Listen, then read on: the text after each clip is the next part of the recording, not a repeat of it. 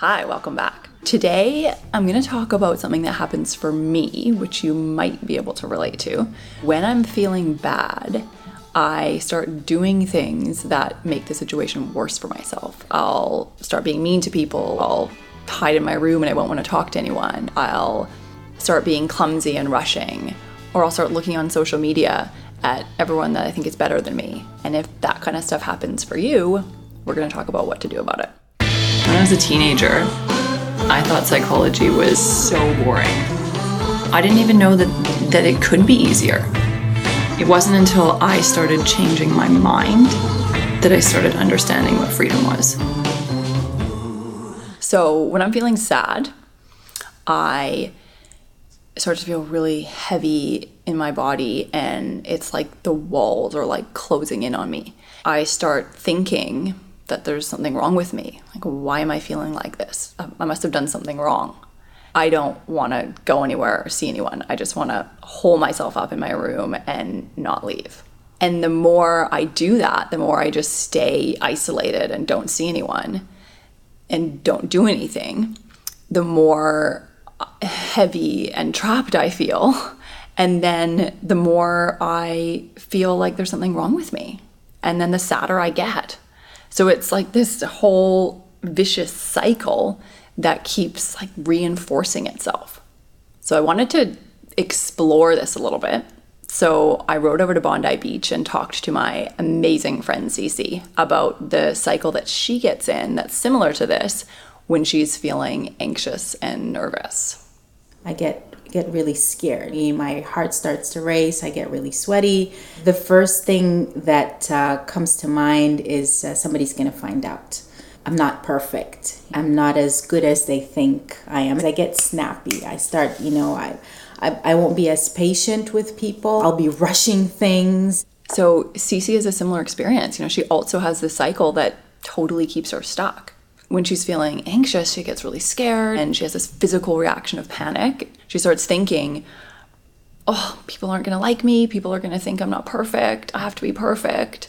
She starts acting like someone that's not as likable. The more she does that, the more she starts believing that thought. Yeah, see, people aren't going to like me. And then she starts getting more panicky and more scared, and the cycle continues. So where does this come from? These things come from when we're little, things that we've been through, things that our brain has tried to figure out how to cope with. I always wanted to be perfect for my mom. I always wanted to show her that I'm the best that I can be a good girl, to do as I'm supposed to do as I'm told, and to be good at it. So her brain formed this way of dealing with fear when she was little by trying to make everyone else like her, because that's what she thought she had to do with her mom when she was little. So now whenever she feels scared, the same thing happens. This whole messy cycle of how she acts, how she feels, what she does, it all comes up. So it's exactly the same for me. And next week I'm going to get really into what I went through when I was young and why I have this whole pattern of like shutting everything out. But for now, think about what you do when you're really nervous or sad or angry.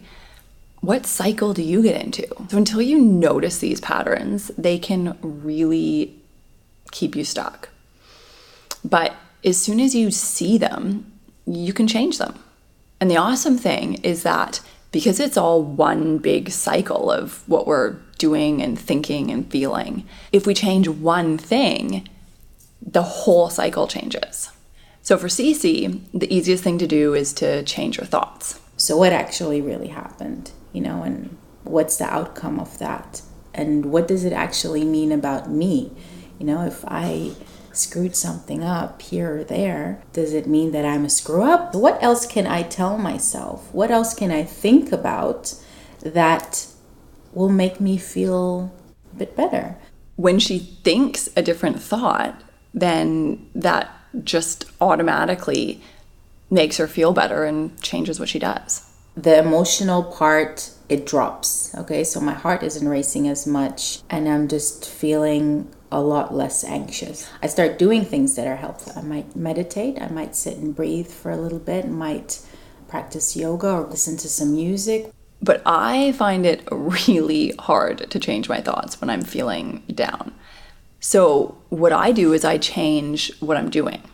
I just take myself outside, breathe some fresh air, look at something other than the inside of my room. And as soon as I'm doing that, like my thoughts just naturally kind of get more positive. And then I start feeling better. So all you need to do if you find yourself in one of these cycles is choose one thing that you can change. So either change your thoughts or change what you're doing. You might not feel the impact right away because it takes time to change these brain patterns, but eventually the more you do that, the less your brain will keep bringing up this cycle. So you're literally changing the way your brain functions, which is so cool. You're rewriting the software of how your brain reacts when something hard happens. When you do that, that's freedom. That means that even if you're feeling sad or anxious or overwhelmed, you can still choose how to act. That feeling doesn't have to control you. You don't have to get stuck in it, and you don't have to keep doing things that are making it worse for yourself.